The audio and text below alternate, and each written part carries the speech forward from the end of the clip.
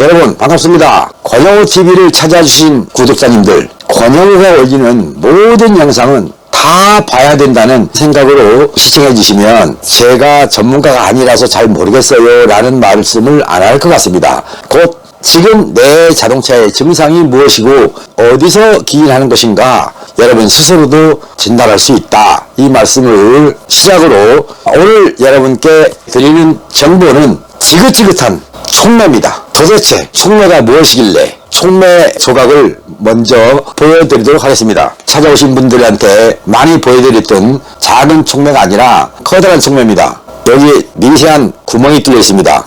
이쪽도 뚫려 있습니다. 배기가스가 이쪽으로 들어와서 이쪽으로 나갑니다. 나가면서 이 촉매가 가지고 있는 열, 그거에 의해서 훈증이 되는 겁니다. 곧 물질이 있고 온도가 있고 공기가 있어야 되는데 이 속에는 약간의 일부의 공기는 있지만 불완전 연소됐던 탄화수소나 일산화탄소가 충분하게 연소될 조건은 아닙니다. 곧 훈증돼서 나간다. 그렇기 때문에 배기구 쪽에서는 CO2라고 하는 이산화탄소, 이게 밖으로 나가는 것입니다. 배기관 저 뒤쪽으로 가면 소음기에서 정체되면서 응축됩니다. 그래서 배기구에서 물이 떨어지는 것입니다. 촉매가 이상이 있는 자동차라면 경고등이 뜨든 안 뜨든지 간에 머플러에서 물이 나올 수가 없다.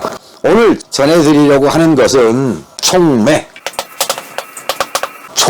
어때요? 이거 아니죠? 아닙니다. 촉매가 아니고 촉매. 여러분들 가끔 헷갈리는 게 있죠? 윤석열. 촉매. 총기한테 총자가 아니고 촉매. 네 개를 씁니다. 중매한다 그러지 않습니까? 촉매입니다. 카탈리스트라고 하죠. 영어로는. 전화를 주시는 분들 때문에 이 방송을 통해서 이제는 알고 전화 주셨으면 좋겠다, 이런 생각에서 오늘 방송을 하는 것입니다. 여보세요? 권영우TV죠? 예, 맞습니다. 촉매가 떴는데요. 비용이 얼마나 듭니까? 이런 분도 있고, 뭘 고쳐야 됩니까? 이런 분도 있습니다. 다시 질문합니다. 고장 코드의 숫자가 뭡니까? 모르겠는데요? 이렇게 말씀하세요. 고장 코드의 숫자를 알고 질문을 주셔야 설명하기가 쉬운데 무조건 촉매라고 하고 저한테 전화를 주시는 분들 때문에 두 가지 다 경우의 수를 가지고 설명을 드리게 됩니다. 전화 한 통 붙들고 30분 통화하는 건 다반사입니다. 어떤 분은 1시간 통화해도 답이 안 나옵니다. 왜? 그렇게 복잡한 줄 몰랐다. 내가 자동차 전문가가 아니라서 모르겠더라. 그래서 끝까지 갔습니까? 아니죠. 중간에 전화한 거죠? 라고 물으면 예 라고 합니다. 곧 영상에 있는 폰 번호를 통해서 전화를 주신 겁니다. 영상 길이가 여기까지 갔는데 전화번호가 중간에 등장을 해요. 이렇게 여기서 전화하는 거예요. 이 전화번호 보고 뒤에 어떤 내용이 나오는지 알고, 아니죠, 무시한 거죠. 곧 그냥 전화해서 묻는 게 빠르겠다, 이런 생각 때문에 전화를 주시는 건데, 저는 이런 분들 만나면 이분하고 얼마나 통화를 해야 되나 그런 생각을 하면서 여러분들과 통화를 합니다. 이제는 이 방송을 통해서 가셨던 정비업체에서 혹시나 촉매를 갈아야 됩니다. 교환. 경고등이 사라집니까? 몰라요. 묻죠. 몰라요. 왜요? 다른 것이 또 문제 있을 수가 있다. 그게 뭔데요? 그러면 산소 센서라고 합니다. 여러분들 모르시잖아요. 그거 바꾸면 됩니까? 모릅니다. 모른다.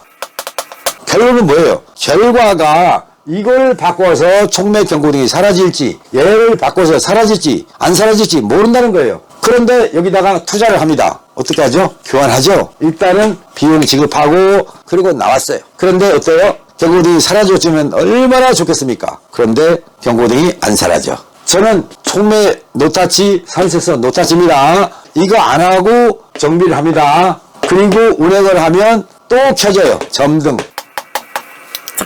왜? 정비를 했지만 엔진 성능이 복구시키는 데까지 시간이 걸리는 거예요. 이것 때문에 점등이 되는 겁니다. 타고 다니면 성능이 복원되면 비로소 사라집니다. 곧 나빠진 성능이 좋아지면 해결된다. 그러니까 촉매도 아니고 센서도 아닌 거예요. 만일에 센서가 불량이 나면 센서 불량으로 뜹니다. 촉매로 안 뜹니다. 곧 산소 센서는 살아있다, 이렇게 보시면 되겠습니다. 저한테 전화 주실 때 이것만은 알고 전화 주십시오 라는 차원에서 오늘 방송을 한다 그랬어요. 촉매 뒤에 두 가지가 있다. P0420, 또 어떤 차는 P0430도 뜹니다. 그리고 어떤 차는 2096 이것도 씁니다. 어떤 차는 P의 2098 헷갈릴 겁니다. 간단합니다.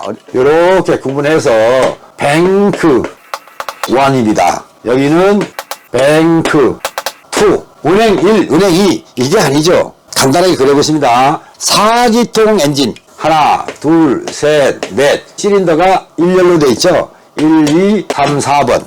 그러면 3기통은 하나, 둘, 셋 3기통이겠죠. 그리고 6기통을 그려보겠습니다. 하나, 둘, 셋, 넷, 다섯, 여섯 직렬 6기통 이렇게 하니까 차체가 길어져요. 그래서 어떻게 했냐, 직렬 6기 말고 하나, 둘, 셋, 하나, 둘, 셋 V타입이죠. V6, V8 그러지 않습니까? V6, V8 V자 형태로 실린더가 두 줄로 배열되어 있다. 엔진의 길이를 줄이면서 엔진룸은 복잡해지고 차체 길이도 줄일 수 있다. 이렇게 만들어져 있어요. 그러면 뱅크 1, 뱅크 2 구분됐죠? 국산차는 4개 기통을 뱅크 1 이렇게 불러요. 간혹 외제 자동차의 경우는 1번, 2번 기통을 뱅크 1, 3, 4번을 뱅크 2 이렇게 호칭도 합니다. 정밀하게 제어하겠다는 목적에서 이렇게 구분하고 있는데 구조학 시간이 아니니까 뱅크 1에서 P0420이 떴거나 어떤 경우는 뱅크 2에 P0430이 떴다. 모두 다 촉매 효율 저하입니다. 효율 저하. 얘도 마찬가지죠. P2096도 뱅크 1 쪽이고 P2098은 뱅크 2 쪽이에요. 여기에서 나오는 내용을 봐도 역시 촉매 효율 저하로 돼 있다. 이거든 고치면 되는 거 아니냐? 맞습니다. 그런데 여러분들이 알고 고치라 이 말이에요. 저한테 오시라는 말 안 드려요. 제가 아니라 동네에 있는 주변에 이웃집에 있는 곳 여러분들이 평상시에 다니는 업체로 가셔서 정비를 하시되 촉매는 노타치하고 산수 센서도 노타치하고 정비를 해서 이 문제를 해결하면 좋겠다는 겁니다. 그러니까 저한테 전화 주실 때 앞에 숫자 P0420 떴는데요 라고 물으시면 돼요. P2096 떴는데요 라고 물으시면 됩니다. P0420에 해당되는 촉매인지 P2096에 해당되는 촉매인지 왜? 정비 범위가 달라지기 때문에 그렇습니다. 그러면 두 가지의 경우를 다 설명드리느냐 한 가지만 설명드리느냐 상담하는 입장에서 여러분들이 또 듣는 입장에서 단순한 게 좋죠. 두 가지 다 설명을 받으면 내 차는 어디에 해당되는 거야? 라고 헷갈리는 겁니다. 그러니까 혼돈되지 않으시려면 정비사가 촉매 경고등이 떴습니다 라고 하면 앞에 있는 숫자가 뭡니까? 이렇게 물으시란 말이에요. P 그 다음에 뭐냐? 이 숫자를 물어보시라. 이 숫자 뒤에 이거잖아요. 숫자 무시하고 촉매 효율 저하입니다. 아 그래요? 촉매 바꿔야 돼요? 이렇게 묻지 마시고 촉매 효율 저하입니다. 앞에 있는 숫자가 뭐죠? 그러면 P라는 말을 빼고 0420이 떴는데요 라고 할 수도 있잖아요. 또 하나 2096 이렇게 말할 수도 있잖아요. 이 숫자만이라도 알아오시면 P2096이구나 라고 안단 말이에요. 그러면 상담도 쉽고 여러분이 쉽게 설명을 들을 수 있다 이렇게 기억하시면 좋겠습니다. P에 0420 P에 2096 이거 그려보겠습니다. 산소 센서 처음 들으시는 분 때문에 이게 산소 센서예요. 여기가 머플러식에 박혀 있습니다. 얘는 ECU로 가는 선입니다. 여기 잘 보세요. 배선 몇 개 있는 거 하나 둘 셋 잘 보세요. 3개. 이 선이 ECU로 보내주는 겁니다. 지금 여러분께 소개할 것이 이겁니다. P0420일 때 이렇게 간다. 그러면 2096은 이렇게 간다. 이 선은 뭐냐? 기준선.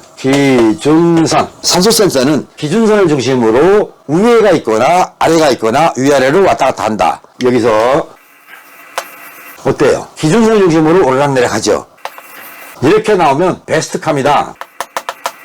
얼마나 좋은 줄 아십니까? 야 이게 뭔 자동차예요? 벤츠야 라고 하는 거예요. 근데 벤츠도 이렇게 안 나옵니다. 여러분의 자동차는 벤츠가 아니어도 몇 억짜리 자동차가 아니어도 이렇게 나오면 운전할 만 납니다. 그런데 이렇게 나오는 차가 극히 드뭅니다. 일상적으로 많이 볼 수 있는 자동차의 파형을 한번 그려보겠습니다. 기준선을 중심으로 이렇게 나옵니다. 예쁜 모양이 아니고 이렇게 나오지 않습니까? 이것을 이런 식으로 나오게 정비해 놓으면 이제 비로소 어떤 고급 승용차를 타는 기분이 든다. 이렇게 하시면 되겠습니다. P0420이 떴을 때는 이렇게 나온다. 이거. 그 다음에 209이 뜨면 이거 나온다. 이거 개념을 잘 모르시는 거예요. 여기서 알아두셔야 할 것이 있습니다.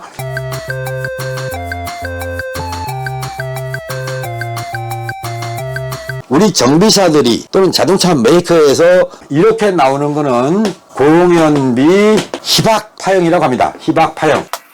공연비 희박. 여기는 공연비 농후 파형. 아셨죠? 그러면 공연비라는 말은 모두 다 AFR. 공기와 연료의 비율입니다. AFR. 공연비에서 공기량은 14.7, 연료는 1, 연료. 그래서 14.7대 1이 공연비가 가장 좋다라고 합니다. ECU는 14.7대 1로 제어를 합니다. 그러니까 14.7대 1로 제어해서 배기가스가 생성이 돼서 나갈 때 이 산소 센서가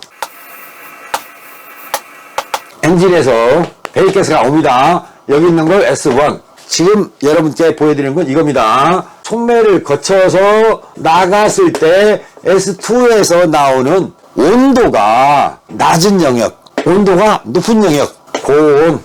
여기는 저온. 그럼 기준선 위에는 고온이지 않습니까? 기준선 아래니까 저온. 곧 배기가스의 온도가 높았다 낮았다, 높았다 낮았다. 그런다는 뜻입니다. 파형이 그렇습니다. 이렇게 시동 걸면 여기 있습니다. 저온입니다. 열 받으면 서서 올라갑니다. 이렇게 올라간 거죠. 그럼 올라갔더니 다시 내려가라, 올라가라, 내려가라 이거죠. 이게 정상인 거예요. 이렇게 나와주면 좋은데 이렇게 안 나와서 공연비가 안 맞는 자동차를 타고 다니시는 거예요. 이렇게 안 나오기 때문에 검사를 가도 불합격 맞는 거예요. 그러면 이렇게 나오면 언제 검사를 가도 합격이란 말이죠. 아셨습니까? 그러면 시동, 순간, 기준선을 중심으로 여기 있죠. 저온입니다. 저온.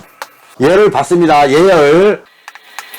이렇게 올라옵니다. 여기서부터 예열입니다. 이제 온도가 낮았다가 올라갔어요. 그 다음에 이렇게 올라갔죠. 이렇게 되겠죠. 이제 이런 모습이 되면 이 구간이 완전히 공회전 구간, 공전 구간입니다. 이 상태를 가지고 나갑니다. 그러면 파형이 엄청나게 빠르게 움직이죠.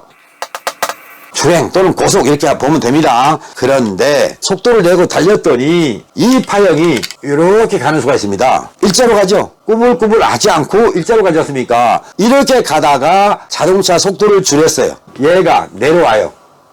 저온 영역에 온 거예요. 그럼 이때 뜰 수 있는 게 P의 2096. 그런데 속도를 줄였더니 얘가 내려오다가 기준선보다 위에 이렇게 가요. 이거는 P0420. 고온 영역이죠. 안 그렇습니까? 자동차가 달리다가 속도를 줄였어도 다시 이렇게 나오면 경고등 안 떠요. 왜 그럴까? 그런 걸 찾는 겁니다. 촉매를 바꾸거나 산소 센서를 바꾸는 게 아니다 이 말이에요. 그러니까 촉매 경고등이 뜨면 내 자동차의 배기가스 온도가 높다는 뜻이야, 낮다는 뜻이야. 그 궁금증을 P2096 저온, P0420 고온. 곧 여러분들의 자동차가 평상시에 RPM이 700이라고 하죠. 이랬어요. 고속도로 주행 후에 730, 32rpm 올라갔죠? 아, 연료가 지금 더 들어오고 있구나. 어디서 더 들어오지? 그걸 찾는 겁니다. 그게 정비예요. 아셨습니까? 혼돈하실 거 없습니다. 오늘 어떤 분께서 오셨어요. 그분 말씀이 다른 건 잘 모르겠는데 기준선 중심으로 오르락내락 해야 됐다. 근데 밑으로 가면 뭔지 모르겠다. 위로 가면 뭔지 모르겠더라. 그렇습니다. 이거는